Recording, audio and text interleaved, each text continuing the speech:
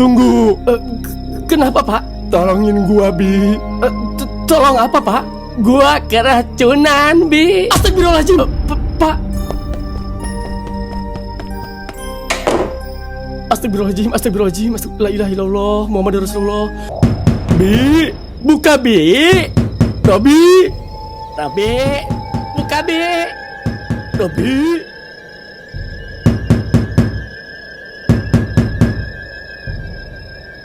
Malam yang awalnya tenang di rumah Robi berubah menjadi malam penuh kegelisahan dan misteri setelah ayahnya menunjukkan tingkah laku aneh yang tidak seperti biasanya.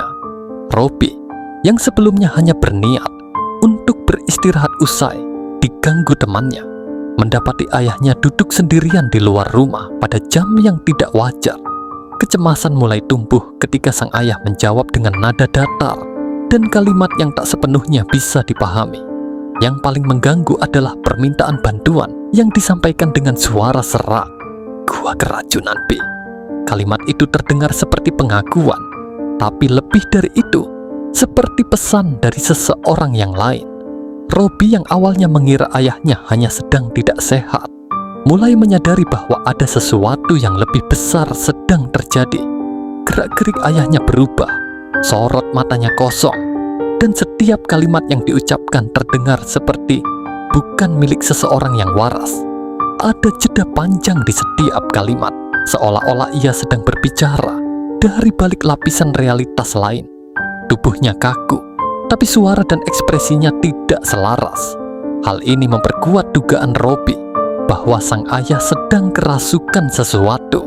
Tak lama kemudian, Robi sadar bahwa yang merasuki tubuh ayahnya bukan sekadar makhluk tak dikenal, melainkan arwah seseorang yang ia kenal, Pak RT, yang beberapa waktu lalu meninggal secara mendadak. Selama ini, kematian Pak RT dikabarkan terjadi karena masuk angin, tapi kini, suara dari mulut ayah Robi mulai membantah kabar itu. Arwah yang merasuki tubuh sang ayah mulai menyampaikan bahwa ia sebenarnya mati karena keracunan, dan bahwa kematiannya bukan kecelakaan, melainkan ulah seseorang. Ketegangan kian meningkat ketika Robi menyadari bahwa ini bukan hanya kejadian supranatural biasa, melainkan bentuk komunikasi dari dunia arwah yang ingin membuka kebenaran.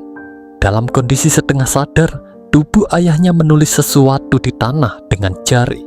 Simbol-simbol dan huruf yang tidak dikenali Robi, namun ia sadar bahwa itu adalah petunjuk. Petunjuk yang mungkin bisa mengarah pada apa yang sebenarnya terjadi pada Pak RT.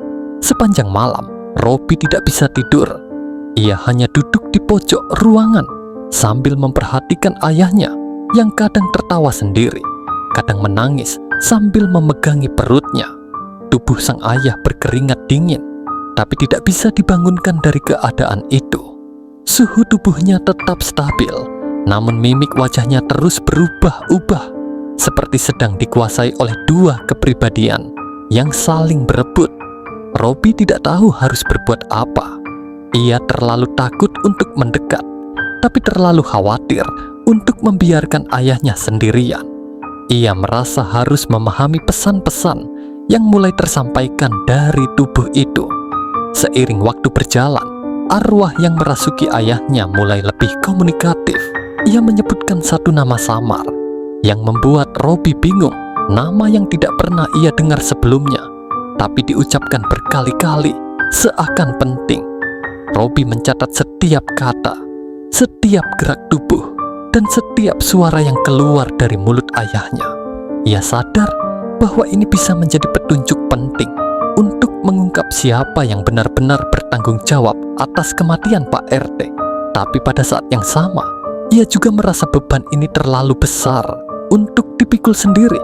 Ia ingin mencari bantuan, tapi takut jika meninggalkan ayahnya dalam keadaan seperti itu akan terjadi sesuatu yang lebih buruk.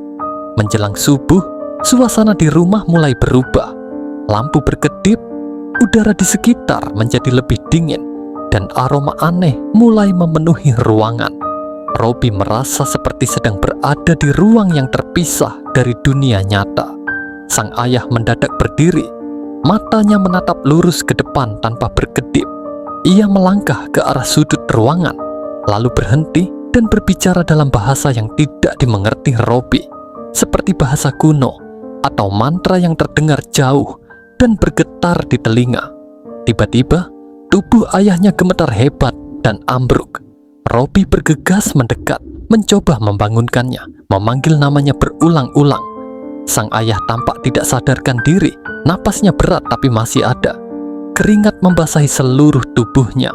Arwah itu tampaknya telah pergi sementara, tapi suasana tidak kembali normal.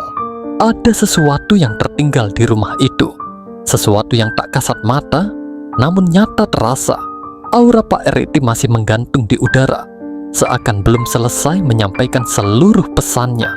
Robi sadar bahwa peristiwa ini bukanlah akhir, melainkan permulaan dari sesuatu yang lebih besar.